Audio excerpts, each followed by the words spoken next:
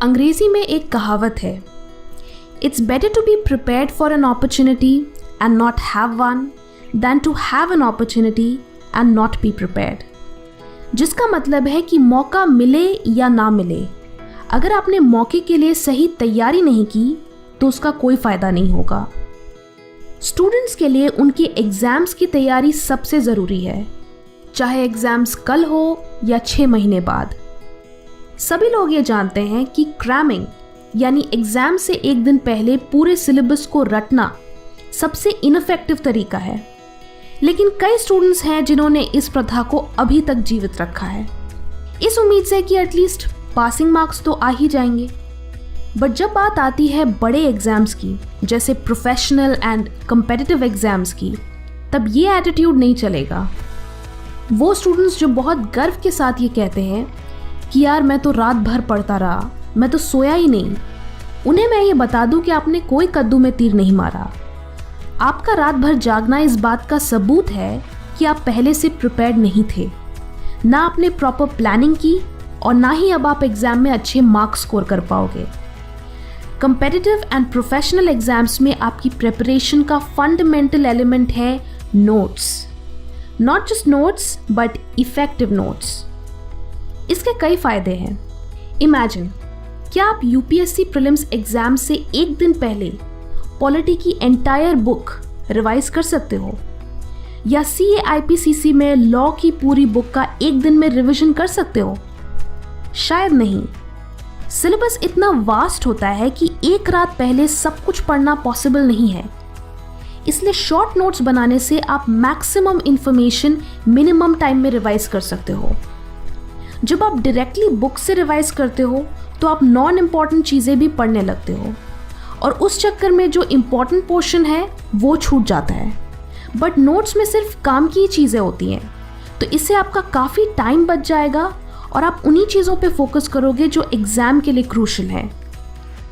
इसके अलावा कई एग्ज़ाम्स में आपको एक सब्जेक्ट की प्रिपरेशन के लिए 2 से 3 बुक्स रेफ़र करनी होती है, तो नोट्स के सहारे आप मल्टीपल सोर्सेज की स्कैटर्ड इन्फॉर्मेशन को एक जगह इकट्ठा कर सकते हो। ऑल्सो कई books exam point of view से पब्लिश नहीं की जाती, तो नोट्स आपको उस इन्फॉर्मेशन को एग्ज़ाम पर्सपेक्टिव से अलाइन करने में हेल्प करते हैं। एंड लास्टली, नोट्स बनाना कितना भी हेक्टिक क्यों ना हो, बट उससे आप कॉन्सेप्ट्स को बेटर तरीके से समझ पाते हो एंड इससे आपकी आंसर राइटिंग स्किल्स भी इम्प्रूव होती हैं। इसीलिए notes banana is crucial for exams. तो अब सवाल आता है कि इफेक्टिव नोट्स बनाते कैसे हैं। सबसे पहले आप पूरे चैप्टर को एक बार पढ़ो एंड आपको जो भी चीज़ें इंपॉर्टेंट लगे उसे पेंसिल से अंडरलाइन करो। ध्यान रहे, फर्स्ट रीडिंग में आपको नोट्स नहीं बनाने हैं। फर्स्ट रीडिंग में आप सिर्फ कॉन्सेप्ट को समझो, अंडरस्टैंड करो कि इस चैप्टर में क्या क्या चीज़ें हैं। उसके बाद उस चैप्टर से रिलेटेड प्रीवियस ईयर क्वेश्चंस देखो। इससे आपको अंदाज़ा होगा कि एग्ज़ाम पॉइंट ऑफ व्यू से ये चैप्टर कितना इम्पॉर्टेंट है, किस तरह के क्वेश्चंस आ सकते हैं और कितने मार्क्स के क्वेश्चंस आ सकते हैं।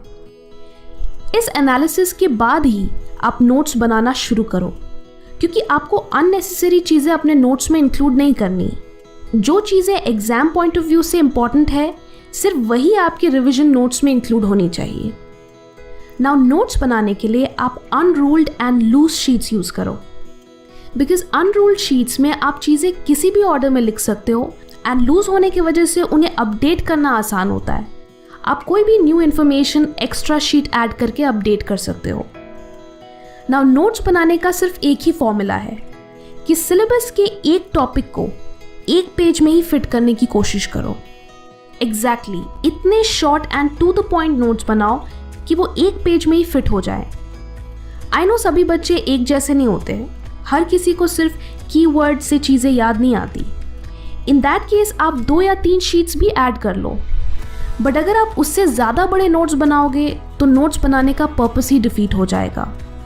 Do not make a book out of a book. Notes में आपको सिर्फ कीवर्ड्स या की स्टेटमेंट्स ही यूज़ करने होते हैं, उससे ज़्यादा आपको कुछ नहीं लिखना। ऑल्सो ये ध्यान में रखते हुए कि वो topic exam point of view से कितना इम्पॉर्टेंट है, आप उस पर उसी हिसाब से मेहनत करो। Next, follow the syllabus.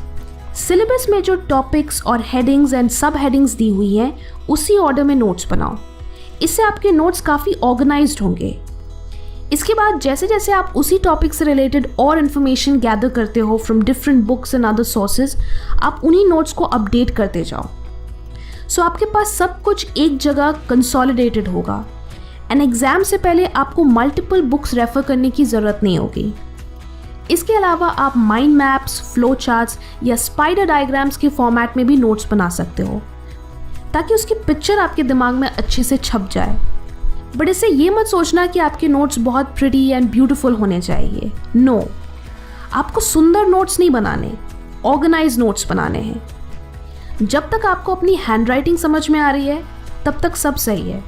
इससे ज़्यादा डेकोरेशन की ज़रूरत नहीं है। इसके बाद की स्टेप ऑप्शनल है। अगर आप चाहो तो आप अपने नोट्स को सेकंड स्टेज में और भी कंसाइज कर सकते हो, यानी फर्स्ट रिवीजन में short notes and second revision में वेरी वेरी शॉर्ट नोट्स।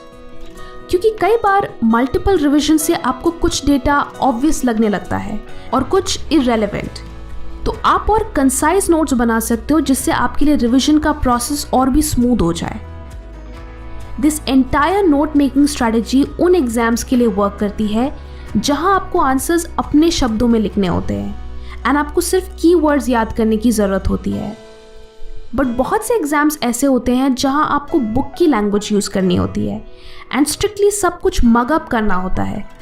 जैसे लॉ या सीए के थ्योरी सब्जेक्ट्स में आपको लीगल लैंग्वेज ही यूज़ करनी होती है, तो वहाँ आपके लिए सिर्फ नोट्स काफ़ी नहीं होंगे, आपको मल्टीपल रिविजन्स करने होंगे using active recall and spaced repetition technique, जिन्हें मैंने इस वीडियो में बहुत ही अच्छे से एक्सप्लेन किया है, तो इसे ज़रूर देखें। इससे आपके थ्योरी सब्जेक्ट्स की तैयारी बहुत ही अच्छे से होगी एंड आप एग्जाम्स में अच्छे मार्क्स भी स्कोर कर पाओगे। कमेंट करके बताएं कि आपको नेक्स्ट वीडियो इनमें से किस टॉपिक पे चाहिए एंड जिस कमेंट पे सबसे ज़्यादा लाइक्स आएंगे मैं उसी टॉपिक पे वीडियो बनाऊंगी। वीडियो अच्छी लगी तो लाइक करें एंड बहुत अच्छी लगी तो शेयर भी करें। Thank you and stay focused.